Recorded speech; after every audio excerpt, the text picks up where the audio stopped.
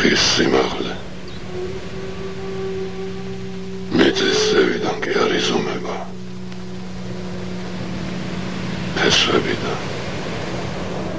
შენი ფესვები იქ არის. საქართველოში.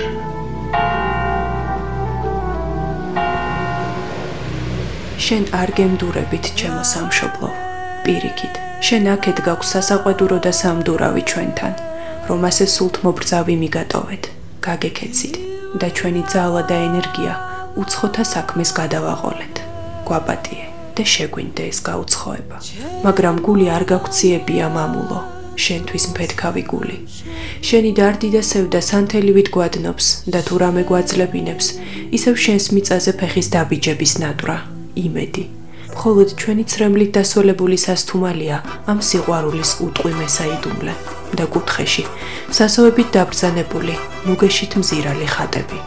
შევთხოვთ მაცხოვარს, დაგვიხსნას გაუცხოებისაგან. ძალა მოგმადლოს და იმ გზააბნეული მერცხლებივით ისევ შენს წიაღში დაგვაბრუნოს. ოდესღაც გაზაფხულის მოლოდინით რომ გაგიფრინდნენ თბილ ქვეყნებში. არავინ იცის, როდის და ვინ წავიდა საქართველოდან პირველი და რა იყო მისი მიზანი, მაგრამ ფაქტია, სადაც კი წასულან ქართველები ყველგან თავიანთი უფლისაგან მომატებული ნიჭის წყალობით საკუთარი კვალი დაუტოვებიათ. რა აიძულებდათ და რა აიძულებთ ქართველებს მიატოვონ საკუთარი სამშობლო, სამშობლო, რომლის მონატრებაც მთელი ცხოვრება არ მოასვენებთ. იციან, მისგან შორს ფესვებმოწყვეტილ ხეებს დაემსგავსებიან, მაგრამ მაინც მიდიან იმისთვის, რომ ისევ სამშობლოს ემსახურონ უცხო მიწაზე. მათი მონატრება კი ცრემლარე ფურცლებად გვიბრუნდება. სწორედ ამ სევდამ და უცხობაში მცხოვრები ადამიანების გულის გათბობის თანადგომი სურვილმა შექმნა ულამაზესი იდეა, ემიგრანტის ხმად წოდებული, რომლის პირველი პროექტიც წიგნის სამშობლო სურნელი ცოტა ხნის წინ წარდგა კითხვის წინაშე. წარდგა იმ გრძნობით, იმ ემოციითა და სევდით, რომელიც იდეის ავტორებს თავად არაერთხელ განუცდიათ. წიგნის იდეა გვეკუთვნის უშუალოდ წიგნის იდეა მე და ჩემს მეგობარს, რომელიც ცხოვრობს ამერიკაში, მაკა კვერაჭხელაძე. ის გათხოვილია იქ ამერიკაშია და სამი შვილი ცხოვრობს იქ. ჩვენ ერთად რომ საუბრობდით, მოვიფიქრეთ, რომ მოდი გავაკეთოთ ასეთი წიგნი. და სადაც იქნებოდა ძირითადად თავმოყრილი უფრო ისეთი ლექსები, რომელიც სამშობლოს მონატრებას ასახავდა. დავუკავშირდით თუ კი ვინმეს შემეძლო და ამ სოციალური ქსელის მეშვეობით რა ვიცი, ახალ ზელანდიაშიც კი აღმოვაჩინე ქართველი, რომელიც მე მგონი დაბრუნდა ახლა ოჯახით და ძალიან ბედნიერი ვარ რომ დაბრუნდა. და რა ვიცი, ესე ამ ხალხმა გამომიგზავნა ეს თავიანთი ტკივილიანი ლექსები, ძალიან ტკივილიანი წიგნი, არასაკურველია, ეს არის ცრემლებით გაჟღენთილი წიგნი მეთქი, ვამბობ კიდეც შესავალ წერილში.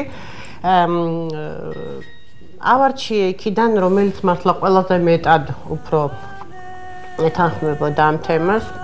საინტერესო ისტორიაც მქონდა, ჩვენ კულტურული მოგზაურობა საქართველოში ასეთ ტურისტული კომპანია გვაქვს ჩვენ, სადაც გვიკავშირდებიან უფრო უცხოელები ჩამოდიან და ქართულ კულტურას ეცნობიან.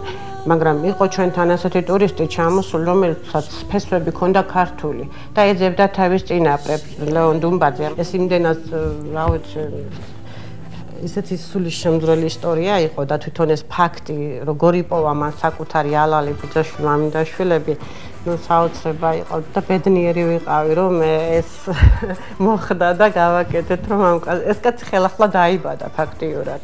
არავინ არ იცოდა საერთოდ აი თავისი წინაპარი არავინ არ იცოდა საქართველოში დაგვეკავშირდა რომ აი ვიცი რომ მე მყავდა მამა ქართველი დედა ჩემს სურათი ეკიდა რუსთაველის მთელი ცხოვრება და სულ ეკითხებოდი რატომ არის ეს სურათი ვინ არის და ეს მე დედა ჩემ მეუბნებოდა რომ ეს არის მამა თქვენის ქვეყნის ყველაზე ცნობილი პოეტი თქვენ საქართველოდან ხართ ქართველები ხართ მე და ჩემი ძმაო ფაქტიურად ნორვეგიაში ცხოვრობდნენ ისინი მთელი ცხოვრება და ისე მოხდა რომ მამისგან იცოდა მარტო ეს მამა ახსოვდა ბუნდოვნად და იცოდა მამამისზე რომ იყო ქართველი მოცეკვავე ჩოხით დადიოდა და მეტი არაფერი არ იცოდა თავის წინაპრებზე და ეს ლეონიდ დუმბაძე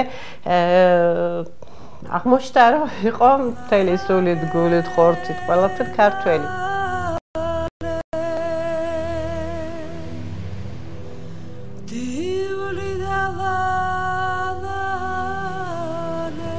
ძალიან სხვანაირი განცდა, როდესაც შენი ქვეყნიდან გეხმაურებიან და გთხოვენ იმას, რომ აი წიგნი უნდა შედგეს და შენი ნაფიქრალი, შენი ნაზრები უნდა შევიდეს ამ წიგნში.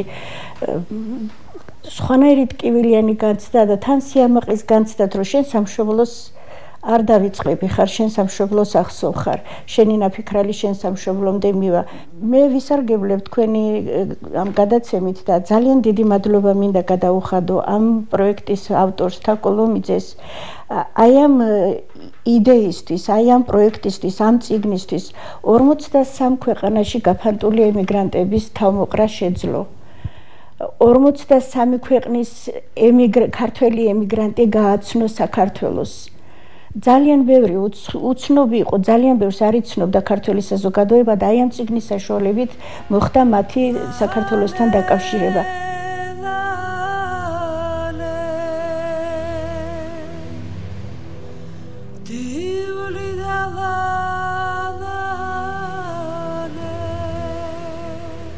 საქართველოს ბედკრული ისტორია ფაქტიურად აისახება თითოეული ქართული ოჯახის ისტორიას და აი ამ წიგნში ზუსტად ეს ისტორიაა გადმოცემული. ბოლო 25 წლის მანძილზე ვიყვანა იმ მდგომარეობამდე, რომ 1,5 მილიონმა ქართველმა დატოვა საქართველო. და დღეს ეს ძალიან მტკივნეული თემაა და გარდა მხატვრული ღირებულებისა, რაც ამ წიგნს გააჩნია, იმიტომ რომ ეს ტკივილიანი ლექსები ფაქტიურად სულის ტკივილია ამ ემიგრანტების აქ გადმოცემული. დასაფიქრებელია, იმიტომ რომ ჩვენ ეს ემიგრანტები უნდა დავიბრუნოთ. როგორ და რანაირად მოხდება ამის შესახებ ეს ცოტა რთულია ჩემიდან მაგისი თქმა, მაგრამ ყოველ შემთხვევაში ისინი დასაბრუნებლები არიან. აი ამ წიგნმა უნდა დააფიქროს ყველა აბსოლუტურად, მით უმეტეს რომ ჩვენმა ბრძენმა პატრიარქმა თქვა რომ ისინი უნდა დაბრუნდნენ, მიმართა ემიგრანტებს რომ უნდა დაბრუნდნენ. თუ ჩვენმა საზოგადოებამ არ მიაქცია სერიოზული ყურადღება აი ამ პრობლემას, რაც ემიგრანტების თემას უკავშირდება, ეს ჩვენთვის ძალიან მტკივნეული იქნება, მტკივნეული ისედაც არის და უბრალოდ დიდ დარტყმას მოაყენებს შემდგომში, იმიტომ რომ ჩვენი კანონით ორმაგი მოქალაქეობა არ არსებობს, რაც საფუძველი გახდა იმისა, რომ საზღვარგარეთ ვინც მიიღო მოქალაქეობა ქართველებმა, მათ ჩამოერთვათ მოქალაქეობა საქართველოსი.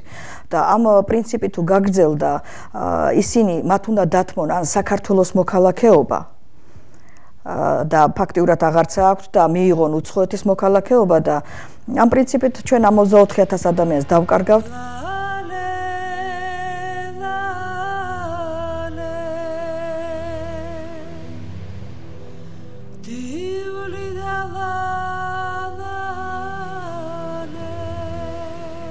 ფაქტიურად მე დღეს საქართველოში ვარ ემიგრანტი.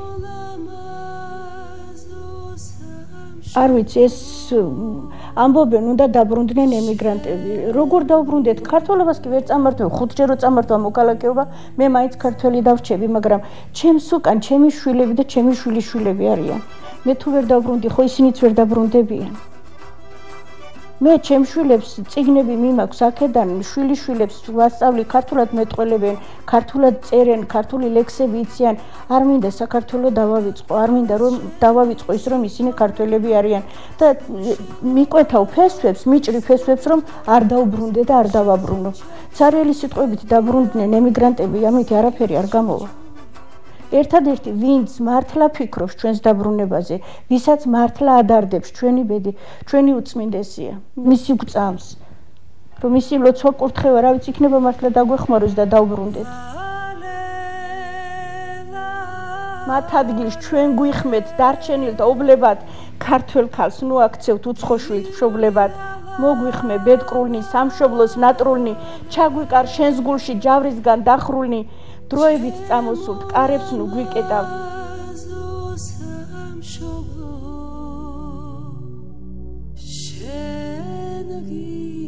ძალიან მტკივნეული თემაა და ძალიან მინდოდა რომ საზოგადოების ყურამდე მისულიყო ჩვენი ემიგრანტების ტკივილი.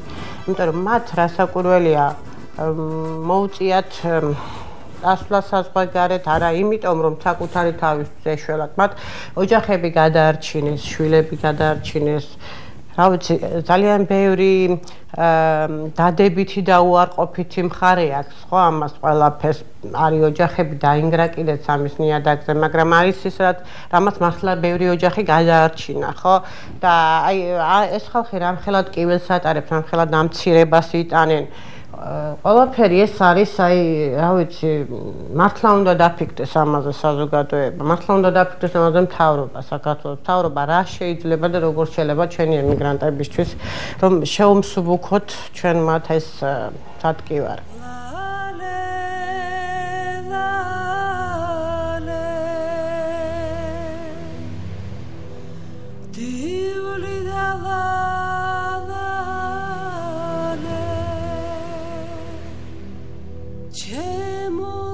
მე მინდა მოუწოდო ყველას უცხოეთში მცხოვრებ ქართველებს დაბრუნდით სამშობლოში, საქართველოში და თქვენ მხოლოდ აქ გაიხარებთ. თქვენ ბედნიერი იქნებით მხოლოდ საქართველოში. და ბოლოს ადამიანი ეს უძირფასესი ქმნილება ღვთისა ეს არის უნიკალური და ჩვენ უნდა გავუფრთხილდეთ ყველა ადამიანს. ჰოიდა ნანა, ჰოი ნანა ქედა შუახევ ხულოიდანა თედო ძვინით და მემღერა დიდ გოროზი მთები თანა მთები ვისთვის თვალს სეირი ვისთვის ჯავრი შიგნიდანა თეთრ პერანგებს ხრამში ყრიდნენ ლურჯს იცვამდნენ თან და თანა კლდის კატარში მზე ყვაოდა კლდის ბორჯღალზე ბენჩქვი ყანა გვანცას ლოცვებს ვაზის სული გორით გორზე გადეყვანა ვარჯანისთან ნაჯვარისთან დაჯვარული ქვები წვანან ქვებში ჩუმა დაფვითინებს ჩემი დიდი ნენეს ნანა დერდებს გულში ვიბექსნიდი აჭარელი ვიყავდანა ჰოიდა ნანა კიდო ნანა წარგახსნილი დავალგანა საქართველო ჩემო დედა ჩემი სუნთქვა გენაცვალა ჩემი ყველა მწუხარებაც ქუხარებაც გენაცვალა შენი სიტყვის